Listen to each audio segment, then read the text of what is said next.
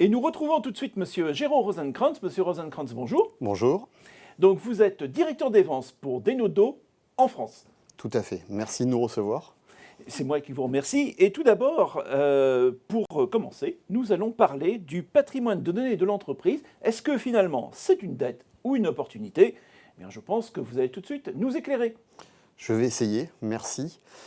Oui, c'est un vaste sujet et le thème du jour sur le patrimoine des données de l'entreprise est assez intéressant pour essayer de comprendre au final qu'est-ce que c'est. Est-ce que le patrimoine des données dans une entreprise est une dette ou une opportunité ? Ce patrimoine, il faut comprendre de quoi il est constitué. Il s'est constitué au fil du temps avec petit à petit l'arrivée de différentes technologies, à la fois les ERP, les bases de données, les data warehouses qui sont venus agrémenter tout ça pour centraliser l'information, des documents, Excel, etc. Et petit à petit, tout ça a continué au fil des années, avec les documents web, les applications SaaS, le big data et les data lakes qui sont associés, l'APIisation des données, et tout le digital, et maintenant l'IoT qui vient par rapport à tout ça. Tout ça s'est constitué au fil de temps sur l'activité de l'entreprise, sur des acquisitions aussi ou différentes choses. Il y a un deuxième axe qui est la volumétrie des données, qui est liée à toutes les réplications qui ont pu être faites, toute l'historisation des données qui est nécessaire. Et aujourd'hui, maintenant, on a un troisième axe, c'est-à-dire une notion spatiale à la fois, qui est de se dire ces données-là et ces applications sont déployées localement dans les data centers de l'entreprise ou dans le cloud. Donc on a véritablement quelque chose qui est tridimensionnel pour comprendre tout le patrimoine des données de l'entreprise. Du coup, ces données-là, comment les valoriser, puisqu'elles sont à la fois une dette à assumer, une dette technique avec une profondeur et une hétérogénéité de technologies assez différentes. C'est une dette financière, puisqu'il y a besoin de maintenir ces applications. C'est des fois extrêmement complexe de faire cohabiter tout cet ensemble-là, mais en même temps, c'est une très grande opportunité pour l'entreprise, puisque toutes les données sont présentes et qu'il y a besoin de les exploiter, de les rationaliser et d'en faire quelque chose pour tout ce qui est demandé aujourd'hui, de pouvoir activer facilement et piloter facilement l'activité. Donc il y a tous ces axes-là qui sont intéressants. Il y a à la fois dans ce patrimoine-là des problématiques qui peuvent être réglementaires, opérationnelles, pour garder des données et être capable de les sécuriser. Du coup, là, ce qu'on peut voir, nous, auprès de différents clients que nous pouvons avoir, c'est véritablement se dire qu'il y a besoin de gérer ce patrimoine. Gérer qui est à la fois, on a pris cette image pour illustrer, de se dire il y a besoin de cultiver tout ça, de le faire grandir, de le faire évoluer, de transmettre aussi d'un aspect générationnel, puisque l'entreprise nous perdure.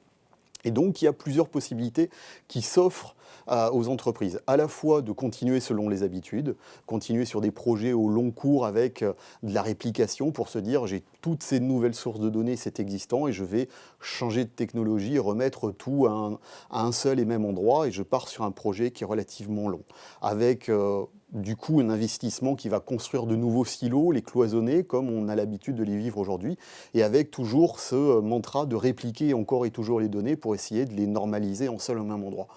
Ou au contraire, ce qu'on préconise nous et ce qu'on voit de plus en plus, c'est de se dire comment valoriser l'existant. C'est réussir à conserver et valoriser ce patrimoine qui est existant en le fédérant, en pouvant réussir à casser les silos qui peuvent exister, tout en conservant sa valeur pour éviter de réécrire et de refaire les choses, tout en accélérant après les rythmes de livraison des données par rapport à tout ça.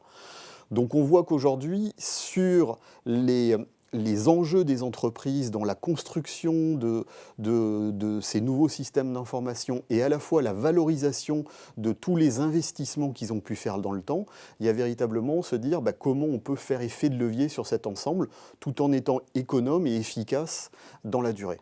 Du coup, ce qu'on va proposer, c'est de dire comment réussir à transformer l'entreprise en entreprise data-centrique, en se disant, au centre de tout ça, je vais avoir mes différentes données, comme on a pu le voir, qui viennent de ces ensembles d'axes, et on va pouvoir utiliser la data virtualisation pour être en appui de cet existant, réussir à rationaliser en même temps cette architecture et accélérer le projet. Et on va véritablement avoir au centre de tout ça toutes ces informations, silotées ou non, peu importe, et on va venir autour de tout ça construire véritablement de la valeur, à la fois en permettant d'interconnecter cet ensemble, en le fédérant, en proposant de réussir à transformer ces données et à les préparer pour les normaliser sur un seul et même format, et ensuite pouvoir les exploiter, pour les offrir un catalogue qui soit consommable dans l'entreprise et en même temps les exposer pour qu'elles soient consommables automatiquement dans l'entreprise. Et autour de ça, l'entreprise va devenir totalement data-centrique en ayant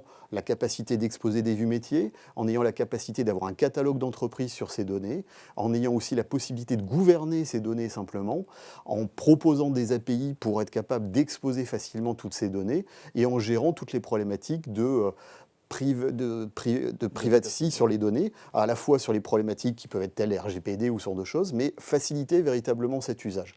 Et chaque entreprise va pouvoir construire son propre usage par rapport à tout ça, tout en ayant conservé son ADN initial, son historique, sans avoir besoin d'investir massivement dans une seule et même nouvelle technologie, mais en s'appuyant sur un existant pour le valoriser.